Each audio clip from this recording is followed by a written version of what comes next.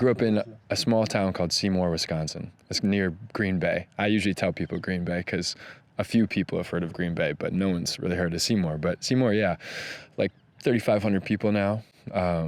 Very small. We lived out in the country, a lot of, fields and green grass and farms, and very peaceful, grounded, beautiful place to grow up, very quiet.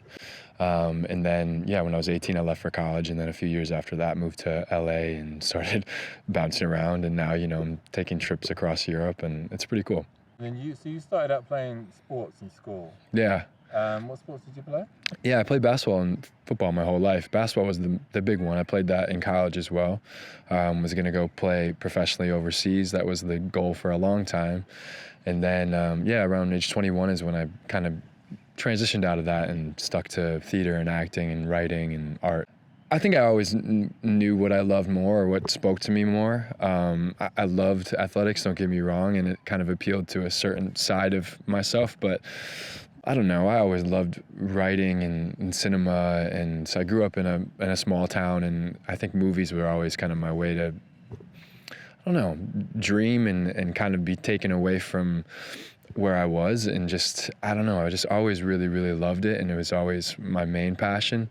So once I gave into that and started writing and acting on a daily basis, I was so sure that it was what I was supposed to be doing that I never had any questions or looked back much or regretted anything.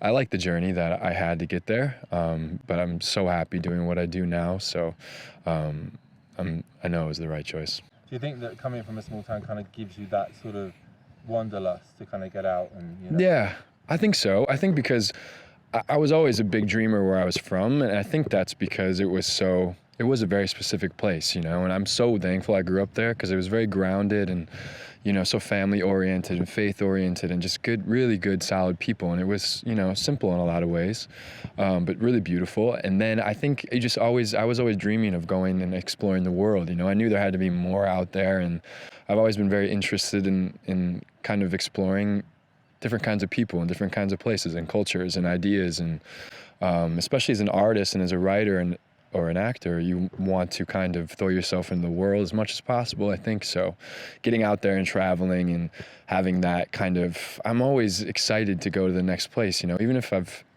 been there before, but like I'm super excited to go to Varna and see the people there and just take it all in. And I don't think that's ever going to stop. It's one of my favorite things to do and one of my main passions. I've written quite a few screenplays. I've written thousands of poems, and I have 2 novels.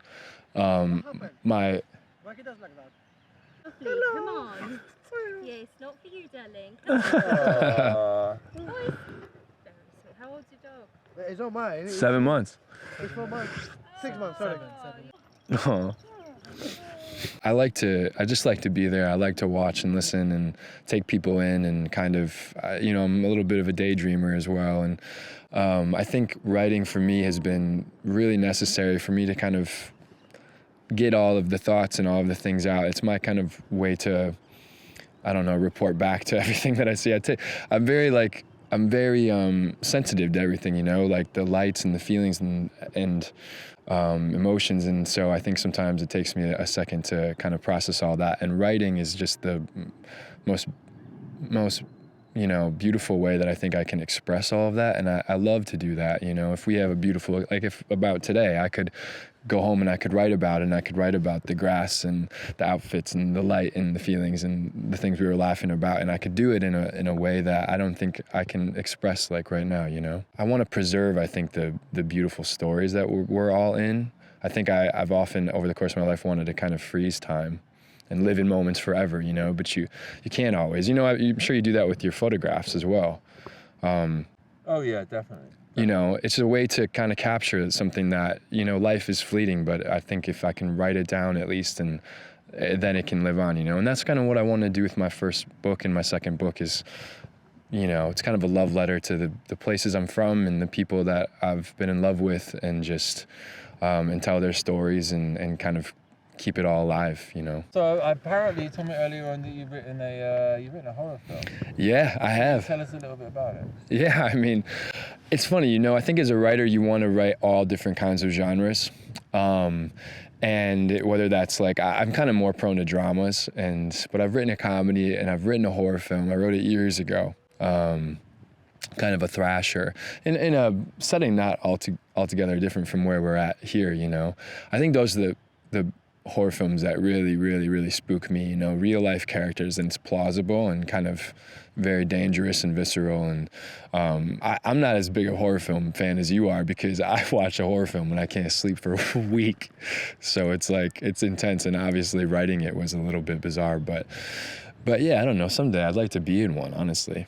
I think you'd be amazing in a horror film, because like when we did our first shoot together, I was definitely getting, oh, Snoopy, oh gosh. Okay, we have a dog, we got a dog scared by a big husky and a Yorkie poo. Oh my God, beautiful dog. He's got scared from the size. He's very shadow and bone, isn't he, the dog? Yeah, he's got a bite to him. Yeah, see, I grew up watching horror films like, as a kid. Right. Our parents used to let us watch like Carrie, and I'm a big Stephen King fan and all that. So I never understand when people are like, oh, you know, horror films freak me out, because I've always loved them. They kind of remind me of my childhood, actually. Right. They're quite comforting in a weird way. Yeah, and I don't think you're alone. I think there's a lot of people that feel that way about horror films. I don't know, for me, I think it's because I didn't watch them at all growing up, you know, ever. I think the first horror film I ever saw was in my teens, for sure. And I remember being at like a party with a bunch of my friends in like middle school, and they were watching one of the Saw movies at this party. And I remember being honestly terrified to watch it, but being in that social situation where it's like, I gotta like stand tall here and be tough and, you know, not embarrass myself in front of the girl I liked.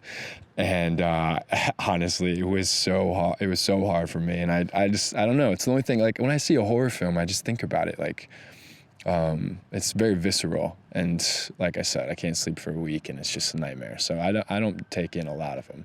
What was the weirdest thing you've been asked to do at an audition? Oh, that's a good one.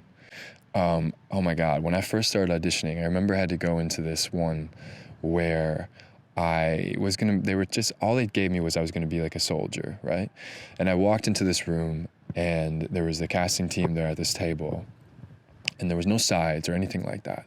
And basically what they made me do was start, and they started taking me through this like war setting from like the olden times. Yeah. And they were saying like, it was ridiculous things. It was like saying how there's a king here, and you're about to see this king get stabbed with like a sword through the stomach, right? And you're watching this, so you're watching this, and then now it's your turn to be executed, basically. And so I had to act out my own execution, my guttural sword through the stomach, death in front of this casting team with no text, just a pure improv, vicious, horrific execution scene. And I remember leaving the audition and not only thoroughly knowing that I was not going to get that part, but just being like, this cannot possibly be my life. I don't know how many more of those I can do.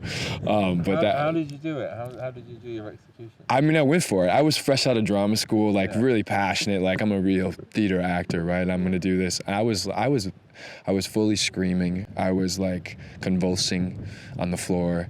I was like, had this like fake sword in my hand. And I mean, I don't know, I just said yes in the audition, but looking back on it now, I think it was a little bit messed up to me, made me do this. And also, if they were just sitting there all day watching poor fuckers like me do that, I mean, it's kind of bleak.